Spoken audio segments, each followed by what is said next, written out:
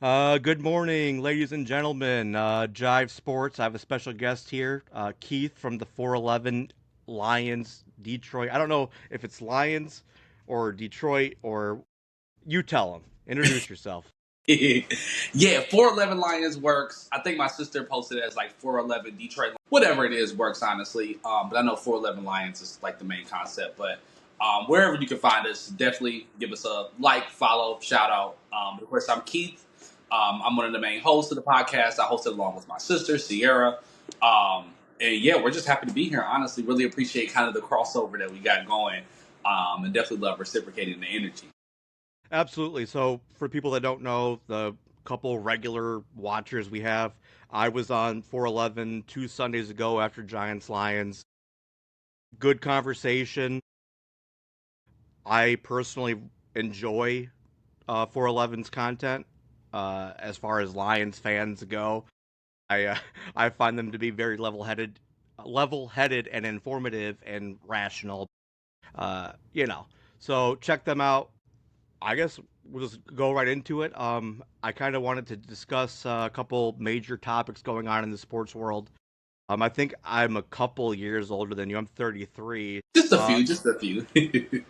Growing up from like I don't know 2002 to like 2012, 2013, was big into the NBA. Me and my buddies all, watched a lot of games, played NBA Live in 2K. It was like our thing to, get to a friend's house, turn on 2K, get a case of beer, and just fucking play all night. Um, Announced last week is going to go on a retirement tour. He's calling it quits after this year.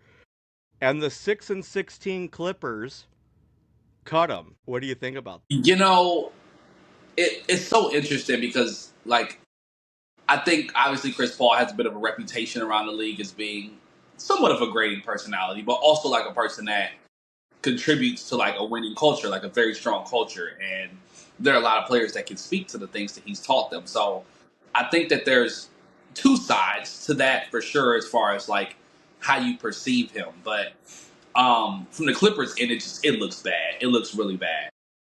And they've already had a really, really difficult off season. I'm a big follower of Pablo Torre and some of the stuff that he it? Me does. too.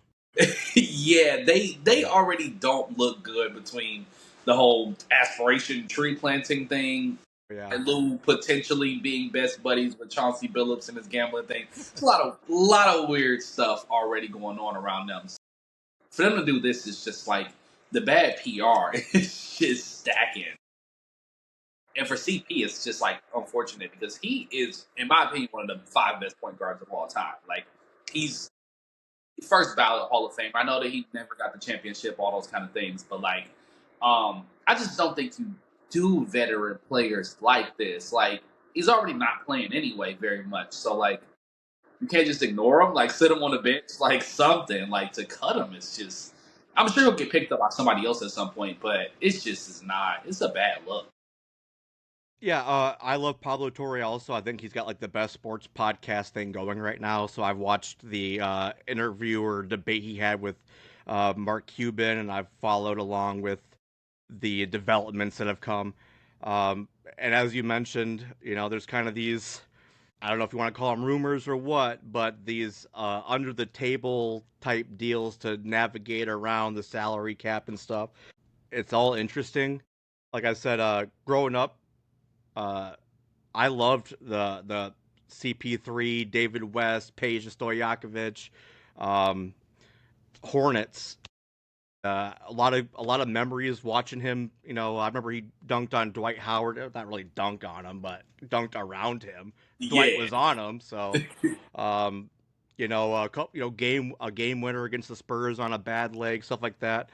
He has had that reputation of kind of being uh, arrogant or kind of like a spoiled brat kind of mentality, but um, that perfectionist kind of personality that he has could probably do the 6-16 Clippers a lot of good. So it's just interesting. Something's going to come out. There's going to be something that comes out that allows us to kind of understand what happened there because uh, you don't just cut a guy like that. Like as you mentioned, he's kind of my generation, our generation's like John Stockton. I mean, Yeah, uh, I mean, obviously CP3 is a little bit better of a scorer, but at certain points in his career, he was asked to be. So very interesting. Uh, I don't know, a little strange. I can't wait for more information to come out. yeah, I'm definitely on that side where like more information has got to be coming. It can't just be a. I mean, people are saying like, oh well, during the team plane rides and all these kind of things, like he was getting on people's nerves and kind of on people's back, like. But again, there's a better way to navigate that than just like cutting the guy loose. Like it seems like him and Ty Lue in particular, like weren't on speaking terms, like had some Yeah. issues, whatever it may be.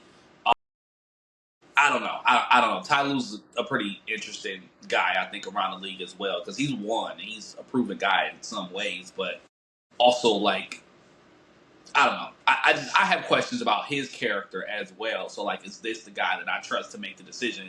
Because CP, as annoying as he can be, like it's pretty well regarded as a good guy overall.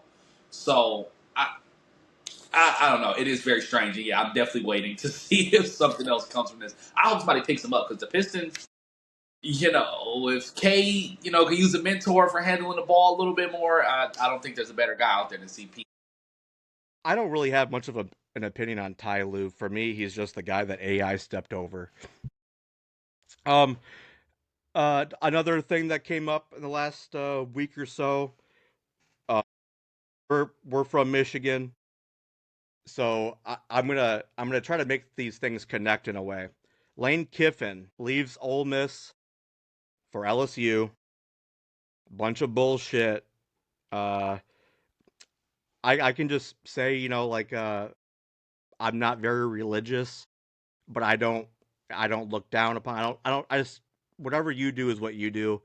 But it kind of bugs me for him to go into a press conference and say, I talked to God about making this decision, and the he just blatant lies. He said, I don't even know what my contract says. We knew, we Yeah. everybody knew. So how come you did? It's just nonsense. Let me just say, if you're a parent with a son that's going to go play football in college, this is not a trustworthy individual. He's one of the biggest snakes I've ever seen in sports. And the comparison I wanted to make, which is somewhat pertinent to Michigan, is growing up. Uh, Brian Kelly first got Mm. notoriety as Grand Valley State's head coach. I went to Grand Valley for 3 semesters, dropped out. I'm a loser, whatever. But I played football in school and stuff, and you heard a lot about Grand Valley. We had um, some people, when you're getting your class rings and stuff, the people that Jostins or whatever, they came in and they were showing us, this is what we did for Grand Valley. This is kind of like a design you guys can do. So I was always very interested in Brian Kelly and was rooting for him and stuff. So he goes from Grand Valley to Central. He won two titles. I don't know if it's FBC or Division Two, whatever Grand Valley is. Then he won a MAC conference title. It's the job at Cincinnati. He has them at like 10-1, 11-1. They're gonna play Florida in the Sugar Bowl or something like that. Bails on them and says that he was transparent with those guys. Goes to Notre Dame. Was there for several years. It was quite a whatever. And then there's footage of him in their film room or whatever, and he's talking to his guys, and he's just he sent them a text. It was like the night before. Oh hey guys, guess what? I'm going to LSU, and that's kind of how I feel about Lane Kiffin. I feel like these guys, they love the thrill of being chased, kind of like middle school, high school, puppy love, stuff like Yeah. that. You go after the girl or the guy or whatever, and then once you get them, it kind of like loses its appeal. And I feel like those guys, they just love being wanted, and this is not somebody anybody should look up to. They're both clowns, in my opinion. I'm kind of pissed at myself personally because like 2 weeks before Brian Kelly got fired, I was gonna make like a my first kind of real edited kind of Brian Kelly documentary talking Uh-huh. about all these different little uh places he's been and things that he's done and the little sneaky shit behind the scenes. And then I was like, I lost a little bit morale trying to edit stuff, and then he gets fired, and then now all these videos of Brian Kelly come out, and they're all 100,000 views. Could have been me, but I missed the fucking boat. So I'm gonna shut up. What do you think about Lane, like just college football, but Lane Kiffin and this kind of the way coaching changes and stuff works? Yeah, I think the Brian Kelly parallel is very accurate. Because I was thinking in the back of my head, I'm like, this reminds me of somebody. And That's LSU ex- just got out of that fucking abusive relationship. it's kind of like the thing where like I know people will say you lose them how you get them, kind of when it comes to a relationship. Let's say you date somebody who is married already, and they end up leaving their partner for you. What makes you think they wouldn't do the exact same thing? Right. It's just like kind of repeating a cycle of like toxicity that just does not make a lot of sense to me. And it goes even further with these guys because I get it with like a Nick Saban, like not saying Nick Saban would be a good person for doing this kind of stuff either, and he's does some shady stuff himself, but he wins like all the time. Like he would win all the time. Even Urban Meyer, who I hate, Urban Meyer does win championships. He brings you legitimate championship contention. Brian Kelly has not done that. I know Notre Dame has some years they pushed up against, but they were clearly frauds and they got exposed against the Alabamas and those kind of teams. They just weren't on the same level. And Lane Kiffin, to my knowledge, has not really brought anything of substantialness home. Obviously, he had Ole Miss playing good football, and if you think that if you give him the LSU resources, blah blah blah, whatever. I don't necessarily think that that's true. And like you said, the pattern of the behavior, like to hop from this place to this place and leave all these people hanging. Like at the end of the day, money is money, jobs are jobs. But like these are the same guys that, as you mentioned, will do the holier than thou thing, where it's about me talking to God, and they'll like criticize the players and say, oh, you're supposed to be loyal to the team, blah blah blah. I just think that I am glad that the players have some autonomy now to do similar things because a lot of people will criticize players for jumping from place to place for the money. And I'm like, look at the coaches. Like, they're doing a lot worse. So, yeah, he's just, I don't know. I don't understand selling out for a guy who has not proven to be like a winner. Like, again, he's a great offensive mind. Like, he'll bring a lot to LSU. But do I think that LSU is just going to be winning back to back championships under this guy? I don't think so. And you'll probably end up in a position where, just like Brian Kelly, you got to pay him a shit ton of money on the buyout. Like, you're paying Brian Kelly still like $70 million. And they're like, let me jump into $100 million commitment with Lane Kiffin. Like, where is this money coming from? First of all, like, that's a whole different conversation, I guess. But, like, this is absurd that they're just willing to sell out for these guys who have not won anything. Again, if Urban Meyer said, I'm coming back to coach, do you sell your soul for him? So be it. Like, at least you know that guy's going to put you in championship contention. But the Lane Kiffin thing, it could go well or it could crash and burn because he's done both in a lot of places. And he's unpredictable and unreliable. You said money is money. I don't know if you heard Keith, but he doesn't care about the money. Yeah, oh, of course not. No, that has nothing to do with it at all. But also, so Ole Miss, or yeah, you know, having a great season. I'm not trying to disrespect them, but this has been kind of a down year for the SEC. Florida's not very good. Alabama started off kind of rough. Texas, joining, but they're 9-3 or whatever. Georgia, shaky. Obviously LSU was like 8-4 or whatever they were with Brian Kelly before he got fired. So in a down year for the SEC is when he kind of shows something. Um, yeah, it's just kind of incredible. So, Yeah, uh, I just SEC culture in general. Just, I mean, I've never lived down there. I haven't fully experienced it, but some of it just creeps me out. Like, I don't know what it is. I get being serious about football. Like, as a Big Ten guy, I'm serious about football too. But like, they just go to another level with it. Like it's like everything to them, and I think that's part of this. Like this arms race is the fact that the two most recent national champions have now come from non-SEC schools in Michigan Hmm. and Ohio State, and I think there's a little bit of feeling threatened that they kind of got to take over the status. But I don't know if that's going to happen now that everybody's allowed to pay the players not under the table. I personally just think the playing field has been leveled, but um, yeah, the SEC culture thing is just it's weird. It is really weird. Yeah, I mean, our Wolverines, have been making some big signings. So hopefully, I'm a believer in Bryce, so I'm glad he got the running back and stuff. So yeah, I mean, the SEC in the South is nuts, but I don't know. Lane Kiffin, clown.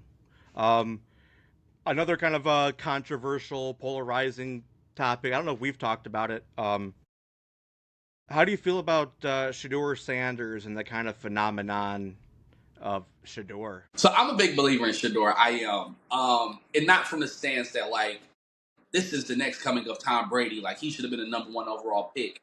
Um, but I did not like how the whole draft sequence went, where it felt like it was almost a quest to humble him because he was not a fifth round talent, like not in that draft. Like picking him below Dylan Gabriel, I thought was strange. Like if he fell to the second round, like sure, so be it. Like there are some questionable things about his game that I think could use some work, but there are some guys that he went after. Tyler Shuck as well. Like even though he doesn't look too bad in New Orleans so far, but like some of those guys, I don't see how you picked over a player like Shedeur, and I felt like that was just a level of discomfort I had with the way that the NFL handled that situation because it felt very personal. Um, so I am rooting for Shedeur just off the sake that I don't like the perception that he's been placed as like a bad person or something like that. Like teammates loved him. Like he played through injuries. He took crazy hits. Like he was a very like dedicated player to Colorado for the time that he was there. And people are like trying to make him out to be some kind of a bad person because he is he's showy, he is, but he's also Deion Sanders' son, so it's not like he really had a choice whether to be showy or not. So I don't like the way that he was treated. I also do not trust Cleveland. They are the one organization I think that is more faulty than the Lions are, which the Lions have improved, to be fair. But I don't trust Cleveland at all. I think that they are an abomination of an organization. If there was relegation in the NFL, I think that they would belong in some kind of a minor league. They're a joke. And I don't trust them to support him properly and put things around him. So I don't even know if it's going to work in Cleveland, but I think he deserves a shot because Dylan Gabriel is not. I don't think he's an NFL quarterback. I don't. So I'm rooting for Shedeur. Some of it is more personal than football wise, but we'll see if Cleveland can find a way to put a supporting cast around hopefully a legitimate NFL quarterback. So it's almost been kind of obligatory for me to like uh, give everything kind of a preface or a qualifier. I'm not anti Shador. I have nothing against him as a player or a person. I've been trolling, okay, because it does generate uh, discussion and get views and whatever. Um, I didn't. For me, going into the draft, I didn't view. I think he's better than a fifth round pick too, but I didn't see him as a first round pick either. I think the truth is somewhere in the middle. Um, I think kind of with the Tyler Shuck and Dylan Gabriel, I feel like maybe they have higher floors but lower ceilings, and Shador kind of has a lower floor but higher ceiling. And for me, I didn't understand the kind of conspiracy, the conspiratorial mindset that they were out to, as you said, humble him. I've been comparing it to like flat earthers from the perspective that when I've talked to a couple flat earthers, I'm like, why are people lying about the shape of the earth? What do they have to gain from it?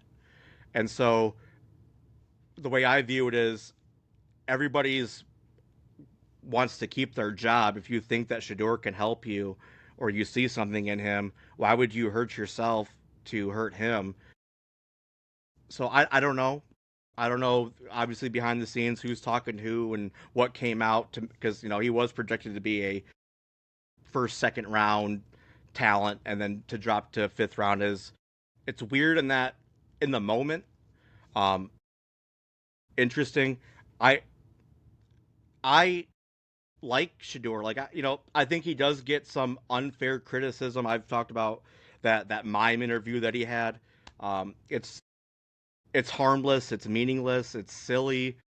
Probably shouldn't have done it because at the same time, if he's being a teammate to Dylan, you don't. You just want to say, hey, look, Dylan's a quarterback. I want to do everything I can to help the team win. It sometimes you got to just hit those layups, even if it's you're biting your tongue to do it or holding back a little bit. But so my issue has been with the kind of radical Shedeur fans because I try to give everyone equal chance and equal sympathy, empathy. I'm not sure what Dylan Gabriel is. Undersized. I personally don't like left-handed quarterbacks. Um, Me neither. they don't have a good track record, but it seemed to me that as soon as Shedeur, when people found out, okay, Joe Flacco's being benched for Dylan, there was the Shedeur fans that hate when Shedeur's criticized were putting Dylan under a microscope. Everything he did, and it was always like, this is Dylan's fault. And so I had a little soundbite where I said, they're saying it's Dylan's fault right now, but when Shedeur plays, they're going to start talking about coaching. They're going to start talking about receivers, and that's what started happening. So that first game against the Raiders, I predicted. I almost had everything exactly right. Just patting myself on the back. I said it'd be like 24-13. I think it was 24-10, and I almost had like his exact yards and stuff.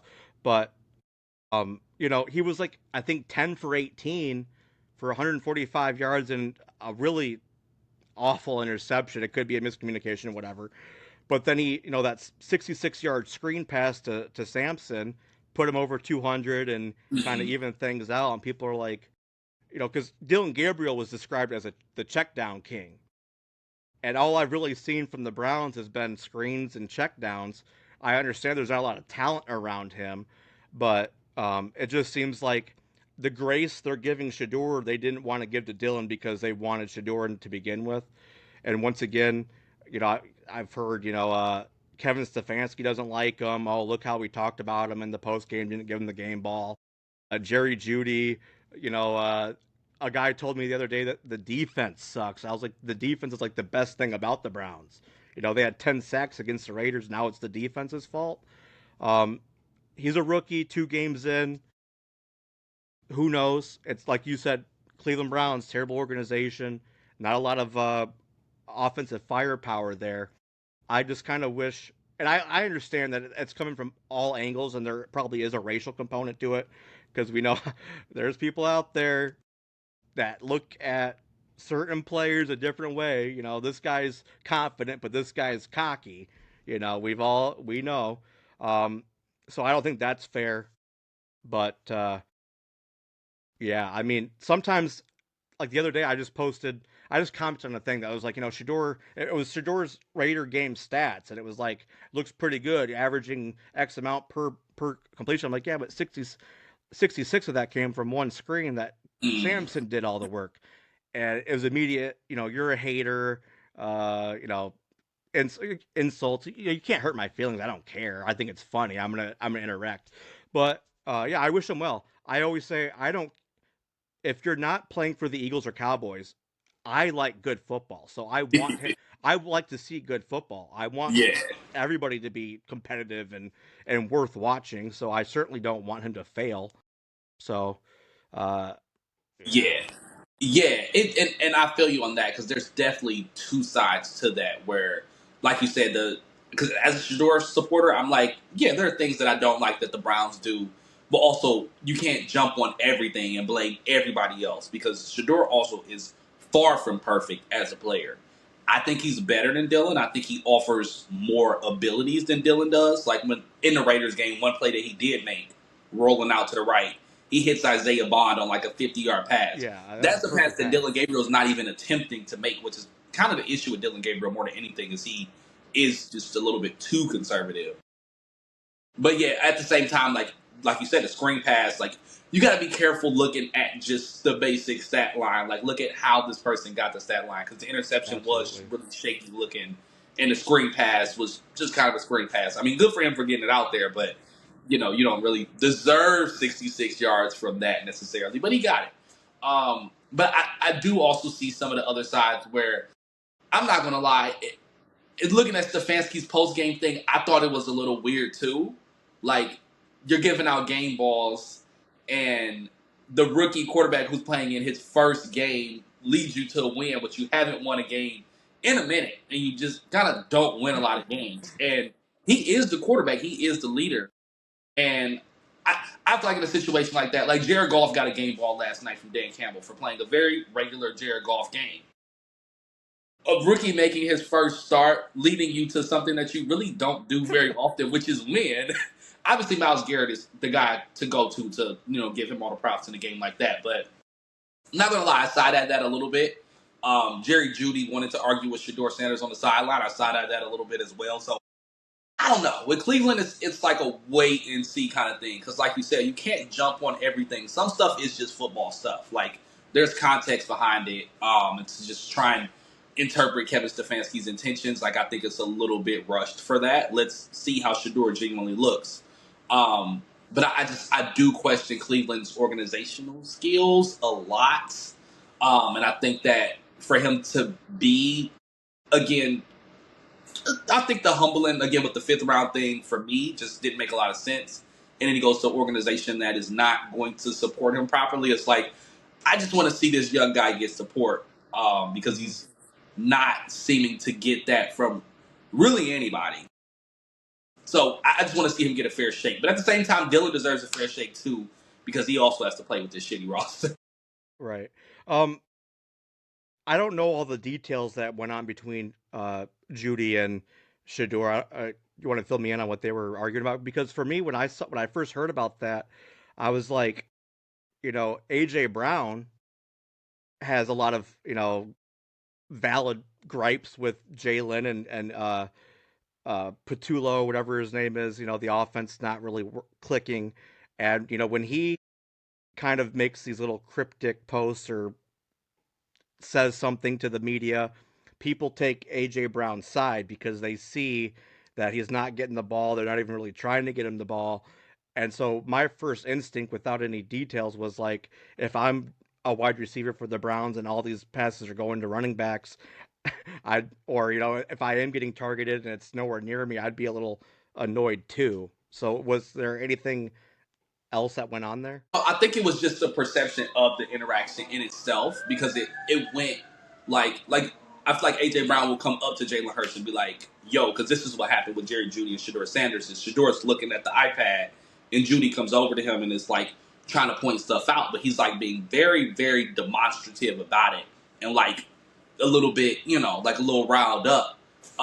And for me, it's like that's a little bit much again for a quarterback who's making a second start and you didn't have this energy for the quarterback who was missing you on a lot of throws That's earlier fair. in the season. That's Not to fair. say that he should have done that to Dylan because he shouldn't have done that to Dylan either. But for him to like get rah rah with Shedeur on the sideline, I just thought was a little bit strange. And it may be because he likes Shedeur and he expects more from him and he feels comfortable doing that with him. It could be that. I mean, it could absolutely be that. And I think that's more likely than anything. But I can see how Shedeur's like hardcore followers because I like them, but I wouldn't call myself a hardcore follower.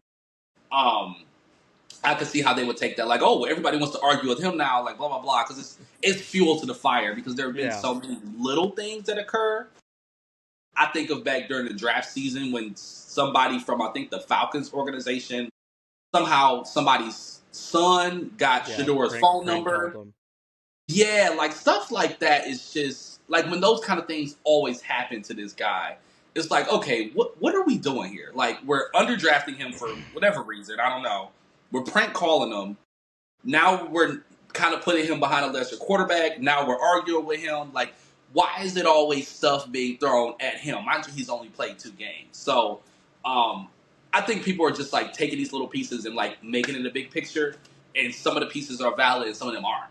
So it's like he's getting a bad rap in some cases, but also in some cases, we're dragging it a little bit. I just want to see him get a chance because I think he can play football really good in a good coaching supported system. Um, the other stuff is like context. Yeah, I mean, you know, the prank call thing, it came out afterwards that there was several players that were prank called, and it happens all the time.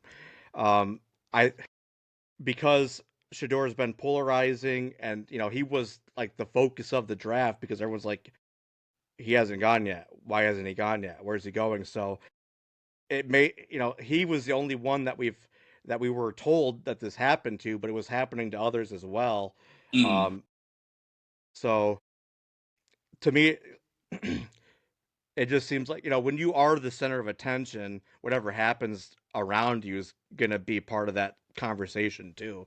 So there's like I don't know if it was a tight end or a corner or something like that, a couple different players that were called, but you don't hear about them because they're, you know, the like I love college football, but I don't know I'm not that deep into it that I know the second, the left tackle from Fresno State. You know what I mean? Mm.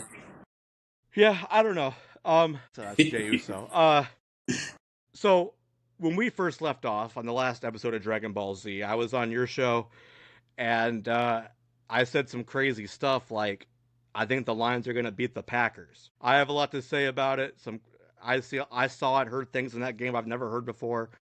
You tell me, as the Lions guy, what do you think? And then yeah, we'll go to the game last night afterwards. But what do you think about Packers Lions Thanksgiving? The questionable things for sure going on. And again, your truther, conspiracy theorist type people will be like, oh, well, these outside factors, blah, blah, blah. The Lions got beat. They should have been better. And there were some weird calls and some weird stuff going on for sure. But I think their inability to adjust in times where they're dealing with a pass offense that is rolling, they just kind of don't. Like, they love man coverage. They love playing aggressive, is what they call it. The issue is that when they're doing this aggressive coverage, a lot of times they don't get pressure on the quarterback to the point where apparently the Lions, in the past, I don't know, 15 or 20 years, I think the statistics said, are giving quarterbacks the second highest time to throw of any NFL team, like, ever, pretty much. So, giving guys way too much time to throw. Like, you want to play man coverage, but as we know, to cover NFL receivers nowadays who are big, strong, fast, like Christian Watson type receivers, he's not even all that, but he is very talented. You can't cover him for 3 or 4 plus seconds. Like, you got to get some pressure. You got to get home on the quarterback. And it wasn't working. It just wasn't working. And then when they did finally start to get a little bit of pressure, Jordan Love was already locked in, and he's such a strange quarterback because he will miss like the easiest throw, and then he will make an absolutely absurd play, like the play Mm-hmm. to seal the game where he hit Wicks like right on the hands, like Branch is in perfect coverage. He's got 2 guys like coming at him, Hutchinson, Davenport coming right at him. He made the play. He made the play. So honestly, I think the Lions living and dying by this man coverage. It almost beat them again last night against the Cowboys, where the corners were just getting beat like a drum. Like DJ Reed was getting absolutely torched. I don't want to say thank goodness CeeDee Lamb got hurt, but CeeDee Lamb getting hurt is the only reason why he didn't continue to get torched. Like, he had given up, I think, 7 catches for 115 yards. Like, absolutely getting cooked. So the Lions, either the corners got to play better, they got to get pressure home, like they got to sync up the pass rush with the coverage or play a little more zone. I don't know what it'll take, but the pass coverage right now is the defining weakness for the team. The offense also didn't look very in rhythm, but Goff not having St. Brown for most of the game, not having Laporta as well, like he's missing his 2 most reliable targets. Offensive line is shaky. Like, Green Bay is really good at shutting down our run game for whatever reason. Um, yeah, it just wasn't a good performance. And I guess it was good that they were still in the game for having not played, like, good at all. Um, so, yeah, very frustrating game because I hate the Packers so much and I hate when we lose to them. But you know, I think that the Packers just kind of are good. They match up really well against us from their perspective, right? So I was angry. I don't know if you saw some of my Facebook posts during that, but that first touchdown catch, um, I've never seen whatever a receiver earn possession so quickly that they counted that foot as being as counting as the 2 feet. I've never seen that. It did not look like a touchdown catch to me based on the typical requirements of possession and whatever. Great catch, and it was close, but it was like the second the ball touched his hand, they counted that as he has the ball, and I've never seen that. Um, you know, I, the false start timeout thing was a little strange. We don't know who was saying what, if a ref heard something and whatever. But that was a fourth and goal from like the two. That could have been a 4th and 7. Maybe they take three instead. The other thing that I heard that I've never heard before, or maybe it's just escaping my memory, was the 12 man on the field penalty that they got on another 4th and goal situation. In my mind, what the ref said was 12 man on the field with snap imminent. How do they know that the snap is imminent? They could get a delay of game. There's still time for a timeout. The guy could still run off the field.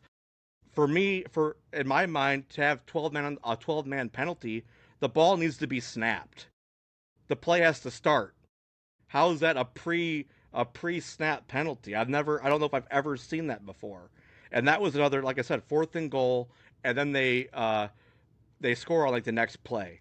So I was frustrated watching that, and like I said, 2 4th and goals that turn into touchdowns instead of possibly being field goals turns 14 points into 6 points or whatever. Um, it's also can be demoralizing when you feel like you're doing the right thing and you're getting uh, penaltied for it or whatever. I didn't like the referee shit in that game. It was very strange to me. Um, that was kind of my thoughts. I didn't like that at all. Yeah, I hated it too. I think it's just me being scarred as a Lions fan. Anytime, it's funny because one of my frat brothers, he recently became a Lions fan, and I warned him last night. Whenever the Lions play the Cowboys, weird stuff happens. And instantly you have the safety call, which I thought was a safety personally. They claim it wasn't. They were like, "Oh, this angle, whatever." To me, that was a safety. There was a play where Jared Goff on 4th and 2 threw I'm not 4th and 2, but 3rd and 2 threw like a go ball to J-Mo because the Cowboys jumped off sides. So he thought he had a free play. And we're looking at the replay and they're jumping off sides. And they just kind of didn't Yeah, call it. So I'm so used to those things happening against the Packers and the Cowboys in particular, um, that I think I just expected the Lions to be better, I guess, or weather the storm, which is honestly unfair because it's like you're it playing is. against two teams. The false start thing in particular, I thought was really, really, really bad. LaFleur did not call that timeout. There's no way. I've been in Ford Field plenty of times. They didn't hear him from 20 yards away calling timeout. Like that was a bad call. That was an absolutely horrible call. The touchdown I also thought was on the fence because the ball also I think moved at one point too. So they're like he established it just as he caught it. And then there's the pool reporter thing after the game where they're like, receivers are just that good nowadays. And it's like, please take the Packers, you know what, out of your mouth. Please. Please. Like, relax. So I wanted the Lions to play better. I thought they could have played better. I think they got beat on the field. But yeah, the officiating, horrible. But it's always like that. Like the NFL will pair it around or, show that Aaron Rodgers Hail Mary against us like years back. And every time I see it, I'm like, this is so dumb because everybody knows it shouldn't have happened. They called a face mask on one of our players when his hand was on his shoulder, and that gave them a 15 yards and an untimed down. Then the Hail Mary happens, but it wasn't the flag. But it's always happening against the Lions. The hands to the face thing against Trey Flowers on Monday Night Football just a few years ago, where everybody is like, Okay, well, I guess that's just how the game is going to end with the hands to the face call when his hands didn't touch his face. Like, absurd stuff. I can obviously go on and on as a Lions fan. I am scarred. Monday Night Football against the Seahawks when the guy intentionally batted the ball out of the end zone. So many things where the commentators are just like, well, I guess the Lions are just going to lose because of that call. And everybody just moves on from it. So I'm a little scarred, but yeah, the officiating was horrible. But it's just what I expect, especially when they play the Packers and the Cowboys. Yeah, I mean, I've been trolling and teasing Lions fans for years about the the refs hate us and stuff, but I these last the Lions won that game, and it should have been by a much larger margin, because that in my mind was a fucking safety, and it was obvious. It was obvious to the commentators, and then as soon as and I knew the second, like, when it was taking longer than 5 seconds for them to fucking come to a conclusion on that, I was like, they're looking for any way possible to not count this. And then, of Mm-hmm. course, they go to commercial break. They come back, and now the commentators who had voices in their ears, hey, we don't want this shitstorm, so tell everybody actually the call was right. Um, Insane. I have a lot of sympathy for Lions fans now, because for a moment there I was like, they're gonna do it again. And thankfully, Jameer Gibbs things. I did pregame say that I thought the Cowboys would win. For the record, for the record, uh, I said it before St. Brown was officially ruled active or whatever. He played a big role, and shout out to him, because high ankle sprains usually keep guys out for 2 to 4 weeks. He came back within a week and played great. Jameer Gibbs, phenomenal again. Um, Cowboys tried to make a comeback, but every time they scored, the Lions responded. Uh, Before like the fourth quarter, I was like, this is probably like like the sharpest I've seen them as a complete team, all phases, that I've seen in probably like a month. They pulled it out. 40 was it 44-30. Mm-hmm. Um, Big game, playoff implications. That was kind of like do or die for both teams. Yes. What do you think about that game as a whole? I felt good about it. I'm not going to lie. Just considering the fact that I think in situations like this, a lot of people don't consider because the Cowboys are rolling coming into the game, and I tell people all the time the transitive property does not work in the NFL. Lions lose to the Chiefs, Lions lose to the Eagles, Cowboys beat both. We beat them. Like people try to put sense to it, like, oh well, they beat these teams, so they're definitely going to beat us Yeah. because those teams beat us. It's not how it works. It just is not how it works in the NFL. It really is kind of, I don't want to say any given Sunday, but like the matchups really do matter. And I do think the Lions match up okay against the Cowboys, but I also think that, yeah, they stepped their game up. And if Goff is able to have at least one of his reliable targets, and if he can start to trust Jamison Williams a little more, I think that this offense still is limitless. Love to have Sam Laporta back. Don't know if that's going to happen, but offensive line starting to get healthy. Receivers hopefully can stay healthy. Skill position can stay healthy. Front seven is healthy and playing pretty well. Just got to figure out the secondary, man. If we can figure out the secondary, get some good matchups against some guys. They play some tough teams. Like the Packers are tough to play in the pass coverage. Cowboys are tough to play in the pass coverage as well. They were rolling. So I'll take it. I will take it, but week by week, this team got to think week by week. They only lost 2 games last year. They're already at 5 losses this year. I know everybody's like, "Oh, big picture this, big picture that." At the end of the day, get in the big dance because there are not a lot of teams that are like overly dominant this year. Mm-hmm. So I think on paper, the Lions can literally beat anybody as long as they play good football. They just got to be healthy and they got to be able to play their best. But this Rams test is going to be interesting because they play the Rams next week, and they look like probably the best team in the NFL, in my opinion, right now. Yeah, I was gonna ask you about that too, because I know you got to go in a couple of minutes. Rams, for the most part, they did look like the most dominant team. It took a blocked field goal return for the Eagles to beat them, but then those Panthers, beat them last week. So like you were saying, this year has been really strange as far as it seems like anybody can beat anybody. The Cardinals stick around with teams. The Titans are kind of whatever, but you know, Yeah. uh, a lot of teams are you really can't trust anybody right now. And so yeah, big game next week. I really don't know what to think about it because I was I was kind of down on the Lions a little bit, but looked strong last night. Rams coming off a tough loss. Who's what, when, and where? That's going to be a good game. Do you have a prediction for us before you take off? Yeah, I do think the Lions match up well with the Rams. I'm not going to lie. I don't think the Rams defense is a defense that will give the Lions as many fits as like a Green Bay's defense will, where they have like the dominant pass rusher, who just if Jared Goff can't get settled, then it doesn't work. And the Rams do bring pressure, um, but I think the Lions' offensive line is good enough to be able to hold up against some of those guys. Again, good guys on that line, but they're not Michael Parsons type guys. Their secondary also doesn't necessarily scare me. I think that the Lions will be able to. I think they'll be able to pass the ball against the Rams. Will they be able to run the ball is probably going to be the biggest question. I don't know too much about the Rams' run defense, but I know that their front seven has been really good this year. So I think it depends on how well the Lions are able to balance the run and the pass. I like the fact that they're playing a quarterback that doesn't move as much because those are the guys that tend to kill them, as the guys who can get out the pocket, extend plays.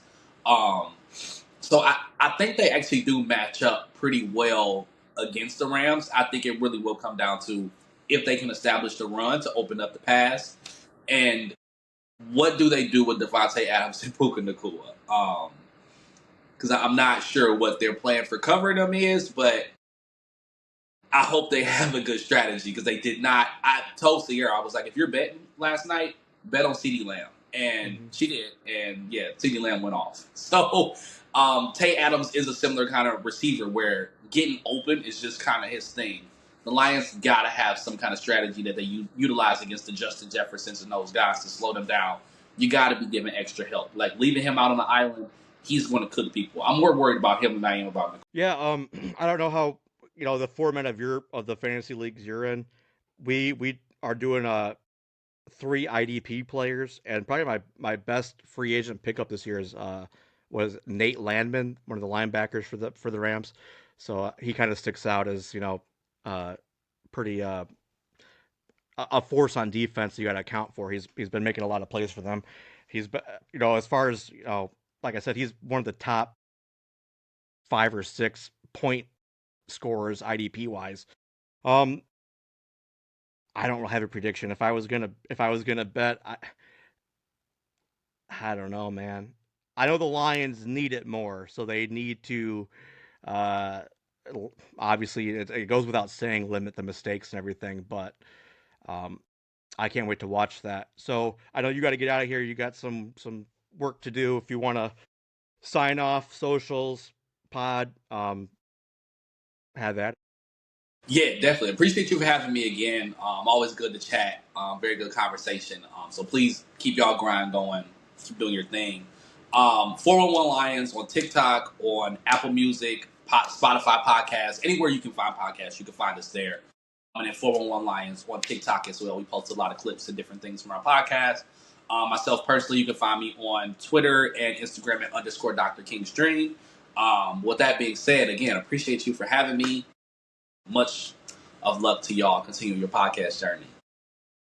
Yeah, I appreciate it. Thanks for coming on because I like the collaborative element to all this. I keep saying my goal from the start was to meet people, make friends, talk sports. There's another pod that I've been talking to that are out of what is it, Lapeer, or whatever. Mm. Um, so meeting people in Michigan, especially, is cool. Um, I don't really have much else to say. I hope to be able to join you guys again in the next week or two. I think we talked about maybe Rams or Bears or maybe playoff times or whatever. But great game. Go Lions. One pride. Uh, Giants struggled to kick field goals. So, take care. Yeah, no, good luck to y'all too. Yep. Appreciate it. Thank you.